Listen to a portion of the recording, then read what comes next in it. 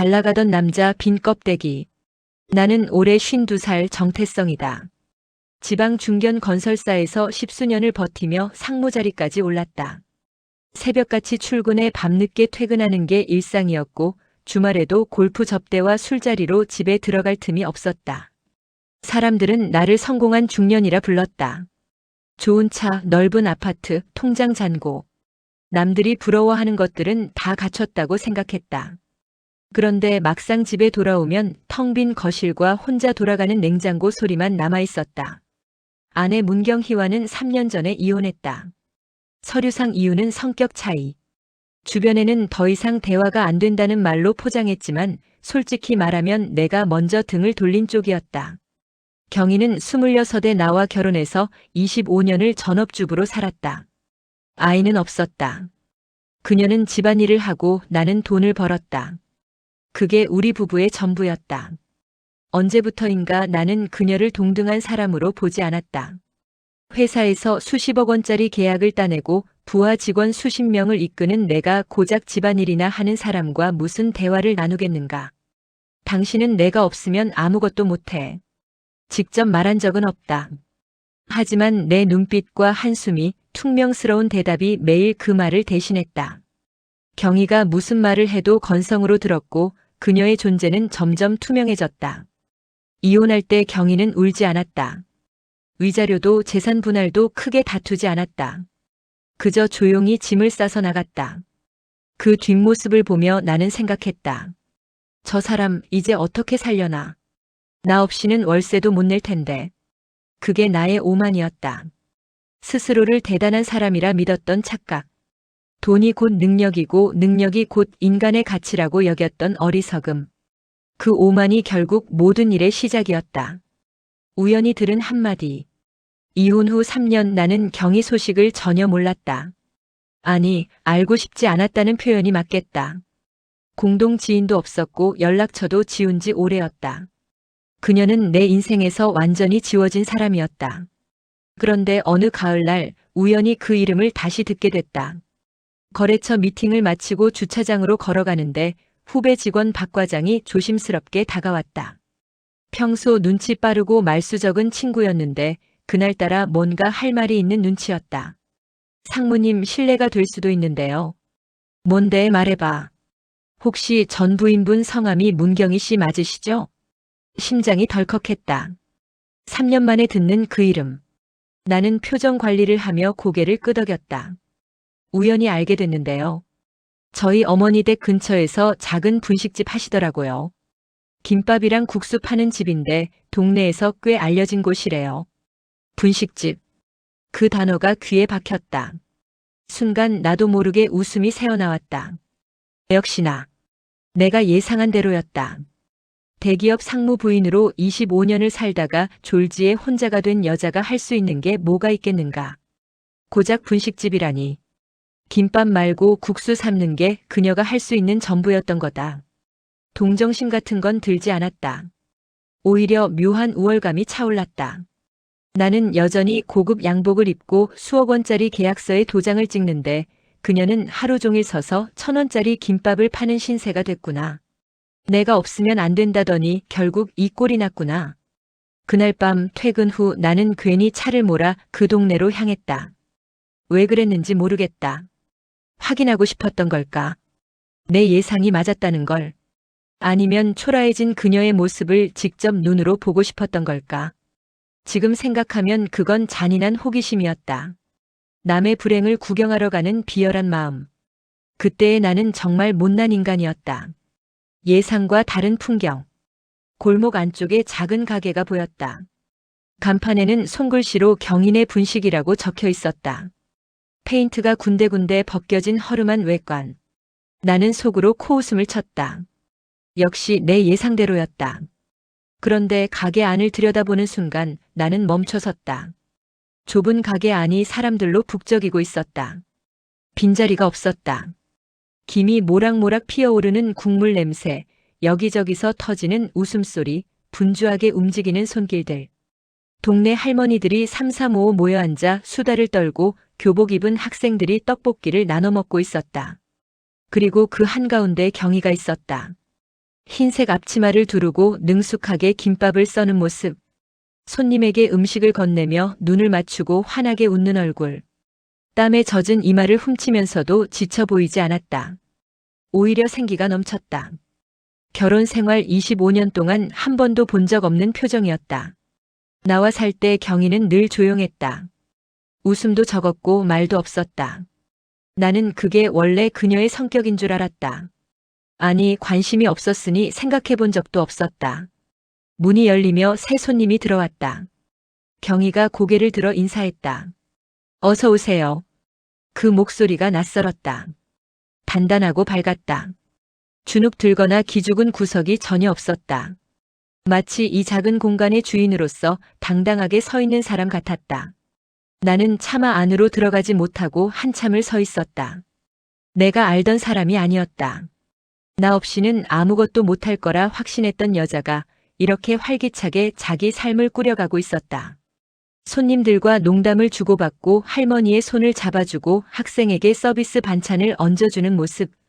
그녀는 살아있었다. 진짜로 살아있는 사람처럼 보였다. 문득 불편한 질문이 떠올랐다.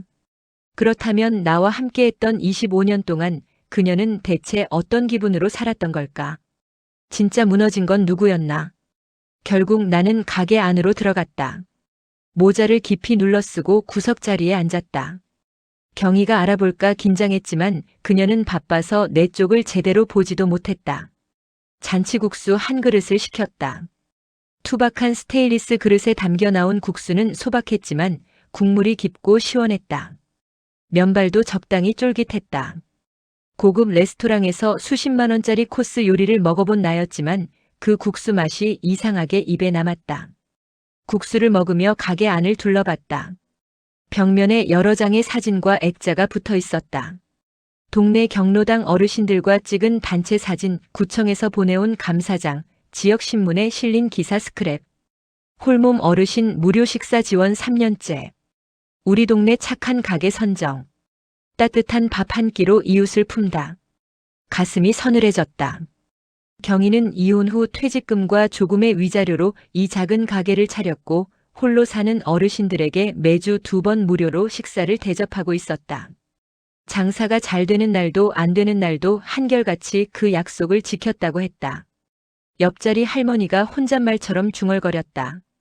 경희 사장님은 천사야, 천사. 우리 같은 늙은이 누가 신경이나 쓰나. 나는 고개를 숙인 채 국물만 들이켰다. 그녀는 돈이 많지 않았다. 가게도 작았고 버는 것도 넉넉지 않을 터였다. 하지만 이 동네 사람들에게 경희는 이미 귀한 사람이었다. 이름을 부르고 안부를 묻고 손을 잡아주는 사람들이 있었다. 나는 어땠나? 수억 원을 벌었지만 진심으로 내 안부를 묻는 사람이 몇이나 됐던가. 거래처 사람들, 부하 직원들, 골프 동호회 회원들. 전부 이해관계로 엮인 사이였다. 내가 자리에서 물러나면 연락할 사람이 과연 있을까? 그제야 깨달았다. 나는 돈을 벌었지만 경희는 사람을 얻고 있었다는 것을. 진짜 무너져 있던 건 경희가 아니라 바로 나였다는 것을. 추락은 동시에 찾아온다. 그 가게를 다녀온 뒤로 마음이 이상하게 불편했다. 하지만 바쁜 일상에 치이며 곧 잊어버렸다. 아니, 일부러 잊으려 했다. 그런데 한 달 뒤 내 인생이 송두리째 무너졌다. 시작은 후배의 부탁이었다. 사업 자금이 급하다며 연대보증을 서달라고 했다. 15년 넘게 알고 지낸 사이였고 담보도 충분하다기에 별 생각 없이 도장을 찍었다.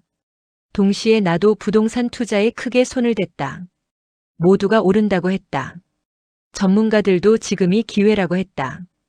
그런데 경기가 급격히 얼어붙었다. 금리가 치솟고 부동산 시장이 꺼지기 시작했다. 후배 회사가 먼저 부도가 났다. 연쇄적으로 내 보증이 터졌다. 투자금은 반토막이 났고 대출 이자조차 감당할 수 없는 지경에 이르렀다. 회사에서도 문제가 생겼다.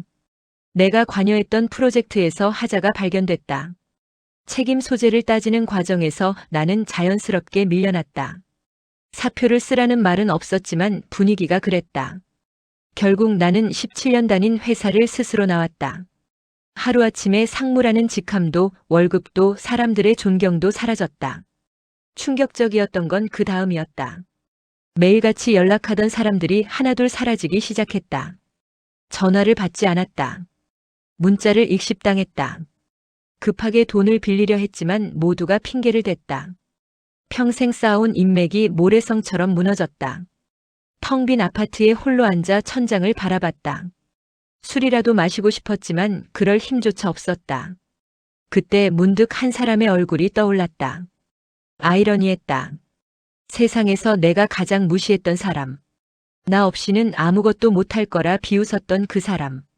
그런데 지금 내 머릿속에는 허름한 가게에서 환하게 웃던 경희의 얼굴만 맴돌았다. 손 내밀어준 사람. 빗줄기가 쏟아지던 어느 저녁, 나는 경희네 가게 앞에 서 있었다. 두어 달 만에 다시 찾은 그곳이었다. 아파트는 경매로 넘어갔고 고시원에서 지내는 신세가 됐다. 양복 대신 낡은 점퍼를 입었고 고급 구두 대신 해진 운동화를 신었다. 굶은 지 이틀째였다. 자존심 때문에 차마 들어가지 못하고 한참을 서성였다. 문이 열리며 경희가 나왔다. 쓰레기를 버리러 나온 모양이었다. 그녀는 비에 젖어 서 있는 나를 보더니 멈춰섰다. 3년 만에 마주친 눈이었다. 욕을 하거나 문을 닫아버릴 줄 알았다. 그런데 경희는 아무 말 없이 고개만 끄덕이더니 돌아서며 말했다. 들어와요. 비 맞으면 감기 걸려요. 가게 안은 이미 손님이 빠진 뒤였다. 경희는 부엌으로 가더니 뚝배기에 된장찌개를 끓이기 시작했다. 따끈한 밥과 몇 가지 반찬이 상 위에 놓였다. 나는 얼어붙은 몸을 녹이며 허겁지겁 숟가락을 들었다. 밥알 하나하나가 목구멍을 타고 내려갈 때마다 눈시울이 뜨거워졌다. 식사를 마친 뒤 나는 감히 고개를 들지 못한 채 물었다. 왜 도와주는 거야? 내가 뭘 그렇게 잘해줬다고. 한참 동안 침묵이 흘렀다. 경희가 맞은편에 앉으며 조용히 입을 열었다. 처음엔 원망했어요. 25년을 바쳤는데 왜 나는 이렇게 쉽게 버려지나 싶어서. 가슴이 찔리는 것 같았다. 근데 시간이 지나니까 알겠더라고요. 원망하며 살기엔 인생이 너무 짧다는 거. 그 시간에 차라리 내 밥벌이나 하고 누군가한테 밥이라도 한 끼 더 먹이는 게 낫겠더라고요. 그녀의 눈에는 미움이 없었다. 연민도 동정도 아니었다. 그저 담담하게 자기 인생을 사는 사람의 눈이었다. 그 말에 나는 처음으로 고개를 숙였다. 사과의 말이 입안에서 맴돌았지만 끝내 나오지 않았다. 어떤 말로도 25년의 무시와 냉대를 갚을 수 없다는 걸 알았기 때문이다. 나는 그저 침묵으로 고개를 숙이고 있을 수밖에 없었다. 늦게 배운 삶의 방식. 그날 이후 나는 경희에게 부탁했다. 여기서 일하게 해달라고. 월급은 필요 없다고. 밥만 먹여주면 뭐든 하겠다고. 경희는 한참을 나를 바라보다가 고개를 끄덕였다. 다음 날 새벽 5시 나는 가게 뒷문 앞에 서 있었다. 첫 번째 일은 밀린 설거지였다. 기름때가 낀 냄비를 박박 문지르고 무거운 솥을 들어 닦았다. 허리가 끊어질 것 같았다. 손끝이 불고 갈라졌다. 상무 시절에는 상상도 못했던 일이었다. 자존심? 이미 바닥에 내려놨다. 아니, 내려놓을 자존심조차 남아있지 않았다. 처음엔 동네 사람들이 수군댔다. 경희 사장님 전 남편이라는 소문이 퍼졌고 곱지 않은 시선도 있었다. 하지만 나는 묵묵히 일했다. 새벽에 재료를 다듬고 점심시간에 설거지를 하고 저녁에 청소를 마쳤다. 힘들었지만 밤에는 잠이 잘 왔다. 고시원 좁은 방에 누우면 금세 눈이 감겼다. 상무 시절 불면증에 시달리던 때와는 달랐다. 석 달이 지나자 단골 할머니들이 내게 말을 걸기 시작했다. 6달이 지나자 이름을 불러주는 사람이 생겼다. 1년이 지났을 때 나는 비로소 알게 됐다. 진짜 실패는 가난이 아니었다. 통장 잔고가 바닥나는 것도 직함을 잃는 것도 진짜 실패가 아니었다. 진짜 실패는 사람을 잃는 것이었다. 곁에 있는 사람을 무시하고 함부로 대하고 결국 떠나보내는 것. 그게 인생에서 가장 큰 실패였다. 그리고 진짜 성공은 다시 사람답게 사는 것이었다. 누군가의 눈을 바라보며 인사하고 고마움을 느끼고 미안함을 아는 것. 그게 내가 50이 넘어서야 겨우 배운 삶의 방식이었다. 경희에게 아직 제대로 된 사과를 하지 못했다. 하지만 언젠가 반드시 할 것이다. 말이 아니라 남은 인생으로. 여러분, 오늘 이야기 어떠셨나요? 돈과 지위가 전부인 줄 알았던 남자. 스스로 잘났다 여기며 가장 가까운 사람을 무시했던 남자. 모든 것을 잃고 나서야 비로소 깨달았습니다. 진짜 실패는 가난이 아니라 사람을 잃는 것이고 진짜 성공은 다시 사람답게 사는 것이라는 걸요. 늦었다고 생각할 때가 가장 빠른 때라고 하죠. 쉰이 넘어 설거지통 앞에 선 태성이처럼 우리도 아직 늦지 않았습니다. 오늘 하루 내 곁에 있는 소중한 사람에게 따뜻한 말 한마디 건네보시는 건 어떨까요? 이 이야기가 마음에 드셨다면 좋아요와 구독 그리고 알림 설정까지 부탁드립니다. 여러분의 응원이 더 좋은 이야기를 만드는 힘이 됩니다. 사연 읽어주는 밤은 오늘도 여러분의 마음에 남는 이야기로 찾아뵙겠습니다. 감사합니다.